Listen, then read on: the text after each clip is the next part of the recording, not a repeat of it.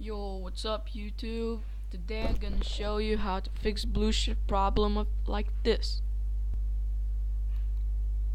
See? Okay. I haven't found a tutorial on YouTube, so I think I'm gonna make it and got a lot of viewers. Okay, first thing what you need to do is to go to right click on the icon properties compactably. Run this program in compactably mode for Windows XP Service Pack 2.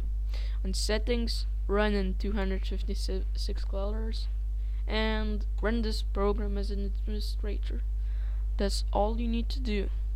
If it worked, then give me thumbs. If it didn't, just comment me and I'll tell you what to do or not if I didn't do. So, goodbye. This was Nojik Sable.